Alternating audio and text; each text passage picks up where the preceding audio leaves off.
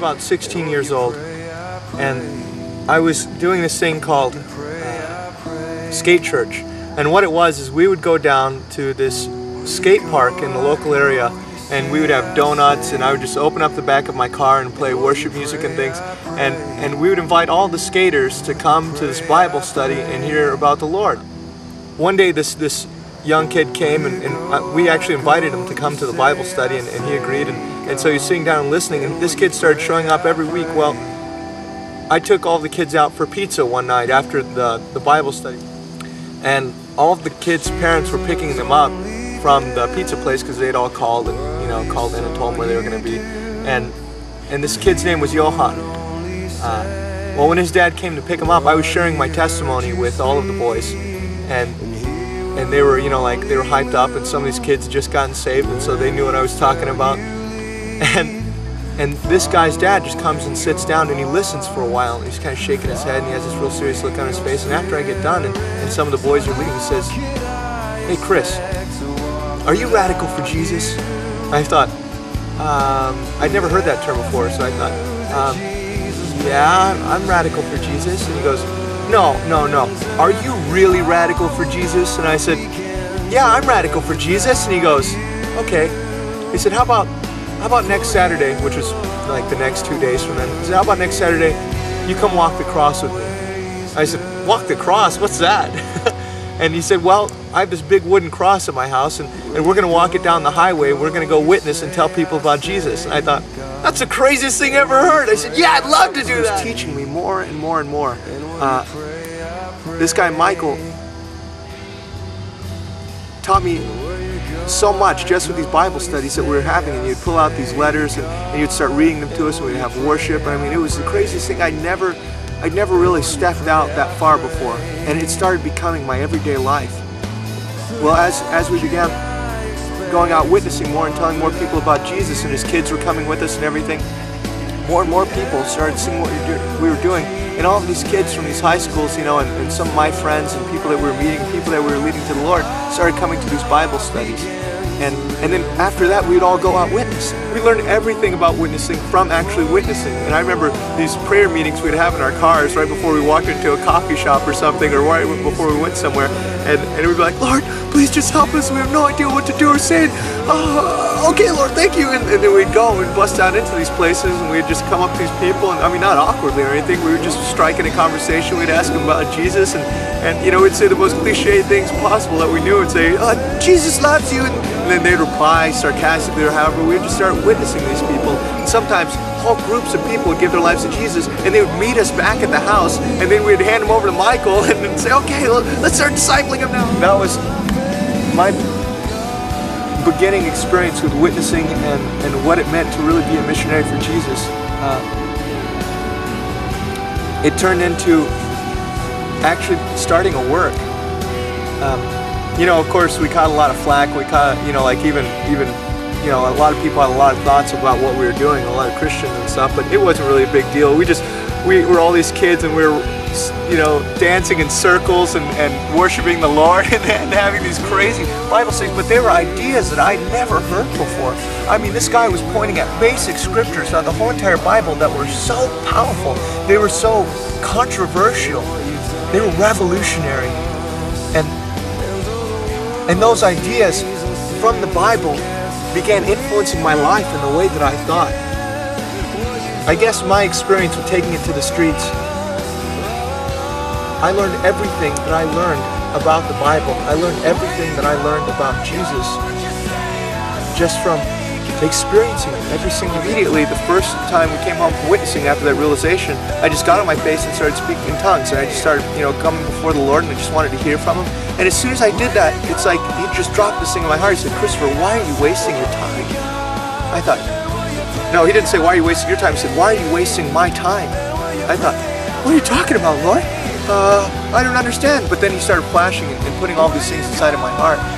And I realized that going, it's like, if I were to go to Bible school, because that's what Christians do. They go to high school, and then believers go to believer school. and that's where you learn more about the Lord, and that's where you take your next step if you want to do some ministry and, serve him maybe later on in your life. And he said, Christopher, why are you wasting my time? He said, everything that you need to know you've already experienced. He said, you need to go and tell other people about that. I thought, oh my gosh, oh no. Because all of a sudden I had this vision and I was holding onto this big rope and there was cave tunnels going all the way up and all the way down, and it was dark ahead, but I could see it like I was holding a torch or something, you know, I could see far up ahead, you know, I could see the walls of the cave, but then right below me was immediate darkness, and God was saying, let go. What that represented was the fact that 2 years from now I knew that I was going to be in Bible school, and then that immediate darkness was the fact that I had no idea what I was going to be doing after Bible school. And then, but if I just let go and I didn't go to Bible school, then I was immediately dropped into not having any idea what I was going to do. So I said, are you sure, Lord? And he was like, yeah, this is what I want you to do. I said, okay. And so I go, and I just start falling off in this darkness. And as soon as I do that, you know, as soon as I decide not to go to this Bible school, it's like God just immediately emerges into this lifestyle of crazy things that were happening every day. I mean, things were already happening pretty steadily, but it's like immediately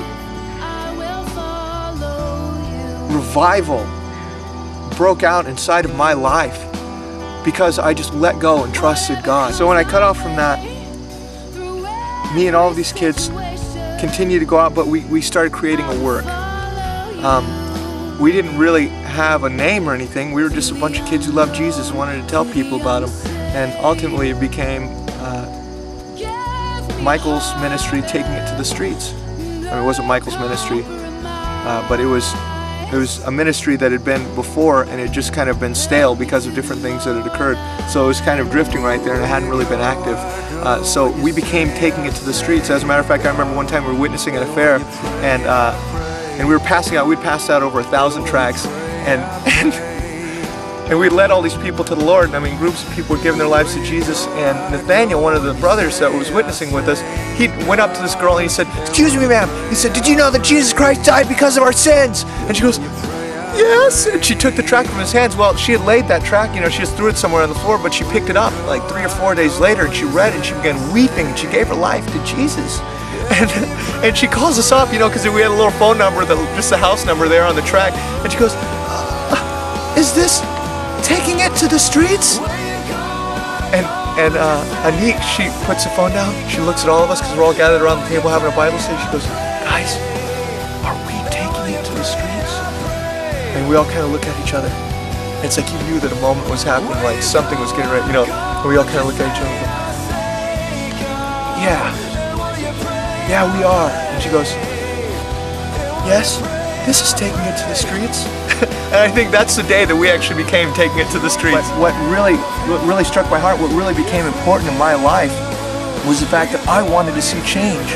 I wanted to see change in the mindset of Christianity. I wanted to see change in the amount of souls. The fact that 400,000 people die every single day, and most of them don't know about Jesus. I wanted something to change. I just thought, there's got to be something that we as Christians are doing wrong. I want that to change.